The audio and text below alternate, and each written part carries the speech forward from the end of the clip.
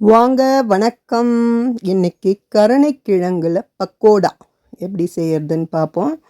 கருணைக்கிழங்கு நல்லா தோலை சீவிட்டு கழுவிட்டு இந்த மாதிரி சின்ன சின்ன துண்டுங்களாக கட் பண்ணி மஞ்சத்தூள் உப்பு சேர்த்து வேக வச்சு வடித்து வச்சுக்கோங்க.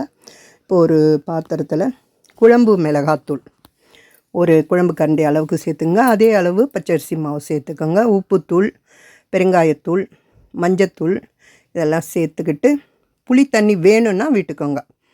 நான் புளி தண்ணி விடலை, வெறும் தண்ணி விட்டு நல்லா பேஸ்ட்டு மாதிரி இந்த அளவுக்கு கரைச்சிக்கோங்க. ரொம்ப திக்காகவும் கரைக்காதீங்க, தண்ணியாகவும் கரைக்காதீங்க.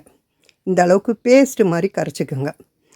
இப்போ வேக வச்சுருக்கிற கருணைக்கிழங்க அதில் சேர்த்து நல்லா எல்லா கருணைக்கிழங்குலையும் நல்லா பெசரி விட்டுக்கோங்க.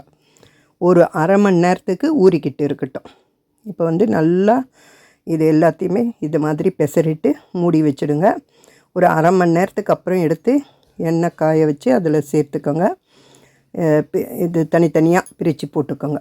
இப்போ நல்லா 2 பக்கமும் திருப்பி விட்டு நீங்கள் எடுத்திங்கன்னா அவ்வளோ ஒரு கிறிஸ்பியாக இருக்கும்.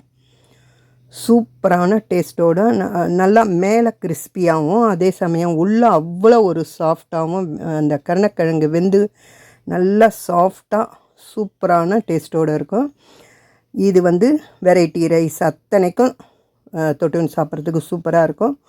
ரசம் சாதம், சாம்பார் சாதம், மோர் சாதத்துக்கு எல்லாத்துக்குமே சூப்பராக இருக்கும்.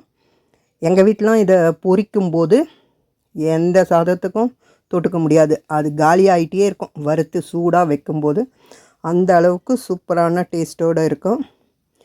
இது பாருங்கள், நல்லா மேலே கிறிஸ்பியாகவும் நல்லா ஆறுனதுக்கப்புறம் கூட சூப்பராக இருக்கும். மேலே நல்லா கிறிஸ்பியாகவும் உள்ள சாஃப்டாகவும் இருக்குது பாருங்கள். நீங்களும் உங்கள் வீட்டில் இதே மாதிரி செய்து பார்த்து எப்படி வந்ததுன்னு கமெண்ட்டில் சொல்லுங்கள். சப்ஸ்கிரைப் பண்ணுங்கள், லைக் பண்ணுங்கள், ஷேர் பண்ணுங்கள். தேங்க்ஸ் ஃபார் வாட்சிங்.